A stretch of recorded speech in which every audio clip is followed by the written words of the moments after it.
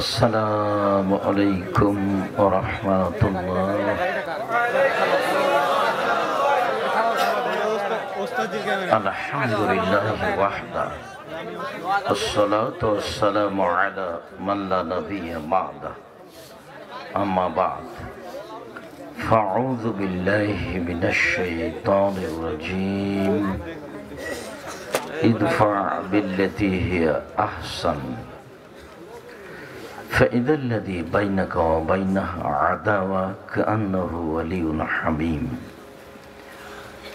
عن أبي هريرة رضي الله تعالى عنه قال قال رسول الله صلى الله عليه وسلم الرحم شحنة من الرحمن قال الله تعالى من وصلك وصلته ومن قطعك قطعته رواه البخاري ومسلم. عن عائشة رضي الله تعالى عنها قالت قال رسول الله صلى الله عليه وسلم الرحم معلقة بالعرش فتقول من وصلني وصله الله من قطعني قطعه الله رواه البخاري.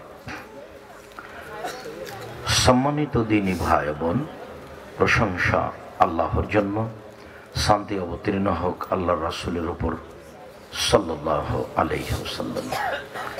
আজকের দিনই বৈঠকে সংক্ষিপ্ত সময়ে বক্তব্যের বিষয় সদাচরণ, ভালো আচরণ, ভালো চাল চলন, ভালো কথা কর্ম। ইবাদতের জগতে সবচেয়ে ভারী নেকির ইবাদত সদাচরণ। এদের নেকি হয়, সদাচরণের নেকি হয়, আর তা হবে বিচারের মাঠে দাঁড়িয়ে পাল্লাই সবচেয়ে ভারী নেকি। মনে রাখা ভালো হবে, বিচারের মাঠে মানুষের পাপ নেকি ওজন হবে। শুধু পাপ নেকি নয়, মানুষের পাপ নেকি এবং পাপ নেকি যে খাতাতে লেখা হয় সেই খাতা এবং মানুষ তিনটাই ওজন হবে। আল্লাহ তাআলা বলেন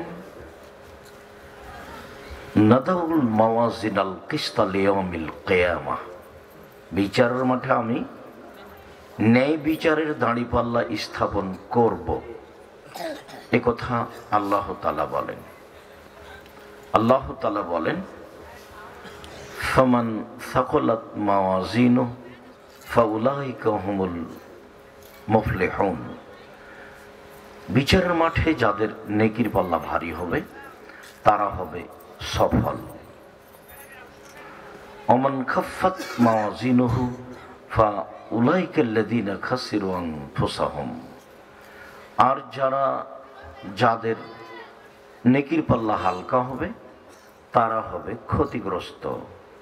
আয়াতে বোঝা যায় যে বিচারের মাঠে মানুষের পাপ নেকি ওজন হবে।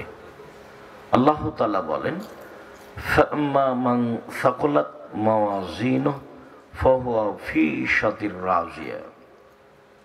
বিচারের মাঠে যার নেকির পাল্লা ভারী হবে তার জীবিকা নির্বাহ হবে, থাকার ব্যবস্থা হবে, অতীব সুখ স্বাচ্ছন্দ্যময় জীবন, আনন্দময় জীবন। ওয়াম্মা মান খাফফাত মাওয়াজিনুহু ফাউম্মুহু হাবিয়া। আর যার নেকির পাল্লা হালকা হবে তার থাকার জায়গা হবে অতীব গভীর গহ্বর হাবিয়া নামক জাহান্নাম। ওমাদরাকা মা হিয়া, মুহাম্মদ সাল্লাল্লাহু আলাইহি সাল্লাম আপনি কি বলতে পারেন হাবিয়া নামক জাহান্নামটি কি? আল্লাহ তাআলা বলেন আমি বলি নারুন হামিয়া, তা হলো জ্বলন্ত উত্তপ্ত আগুন। আমরা কিছু আয়াত পেশ করে বলছিলাম যে মানুষের পাপ নেকি ওজন হবে। যারা আপনারা রাস্তাঘাটে আছেন বা দোকানপাটে আছেন বা চলাচলে আছেন, আমরা আপনাদের কাছে জোরালোভাবে অনুরোধ জানাচ্ছি যে আপনারা আপনাদের কাজকর্ম ত্যাগ করে সামনে এসে বসুন। আপনাদের কিছু না কিছু আমরা উপকার করব ইনশাআল্লাহ। আর অনেক কষ্ট করে আপনার জন্যই এসেছি। আপনি যদি বাড়িতে থাকেন বা কোথাও অবস্থান করেন তাহলে আমরা কষ্ট পাব এবং আপনার জন্য হবে এটা ক্ষতিকারক। আমরা একথা বলেছি, আমি আব্দুর রাজ্জাক বিন ইউসুফ কোনো এলাকায় যদি যাই, অন্তত 10 কিলোমিটার আশেপাশে পুরুষ নারী সবাই আসবে, এটা আমার দাবি। শুধু মুসলমান নয়, হিন্দু আসতে হবে। আমি তারও কিছু না কিছু উপকার করবই করবো ইনশাআল্লাহ। হাজারো মানুষ হিন্দু আছে যারা আমাদের বক্তব্য নীতিগতভাবে শোনে এবং সে সুবাদে অনেকে ইসলাম গ্রহণ করে।